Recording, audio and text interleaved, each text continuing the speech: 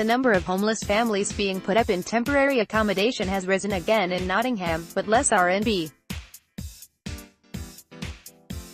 Government figures released this week show 223 people were living in temporary accommodation in the city, 13 more than this time last year and 133 more than in 2010. But they also show that the number of people in B. The council is aiming to have no one in AB. The homeless charity framework said the figures showed the council was doing its best but that it is facing a perfect storm of a rising homeless population and dwindling resources to tackle it. Drug dealer's tragic past is heard by court before he is jailed. Andrew Redfern, the charity's CEO, said, "The increase is bad news as it shows more people are presenting as homeless, but the fact that they seem to be finding alternatives to bed and breakfasts is a good thing. Probably the reason people do not like B. They can go downstairs for breakfast but there's nothing apart from that."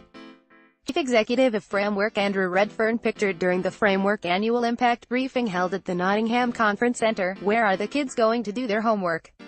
Temporary accommodation, a couple of rooms with a cooker, is usually better. Temporary accommodation is usually self-contained flats or houses, either in a hostel or around the city. The council has a responsibility to put a roof over the head of people who come to them with priority housing needs, meaning those with dependents or long-term health problems. Ideally, they go into housing, but when there is not enough of this, they are moved into B. Last year, 114 people were living in B. This does not come cheap, and the council has spent £646,022 on fulfilling their legal obligations to shelter homeless families in 2016-17, a huge rise from £109,650 the year before. Homeless man admits dangerous driving in a Skoda through Nottingham. Previous figures show that on December 31st, the council was putting up 100 homeless families in hostels, 50 in B. Meanwhile, the number of people sleeping rough has gone back up since the emergency measures taken over winter to keep people alive as temperatures dropped below freezing closed. They had fallen into the low teens over winter but have returned to around 40 and are likely to stay at that level until the weather turns cold again, according to Framework, as the warm weather makes living outside a more survivable option.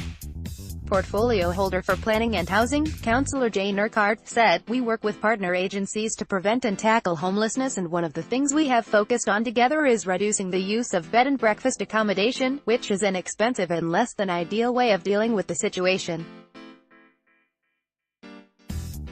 To do this, we set up a cross-council delivery group last autumn which has provided further funding to target support to help tenants retain and access private rented accommodation and procured extra self-contained temporary accommodation of suitable standards." £3,000 seized from drug dealer who hid stash behind car air vent. "We have also strengthened processes across the partnership to ensure households in the most need are prioritized for accommodation and the length of stay in temporary accommodation is minimized and appropriate support is in place. We are pleased with progress so far, especially in the face of significant government cuts, and will continue with this focus to meet our target of having no households in bed and breakfast accommodation by the end of the year."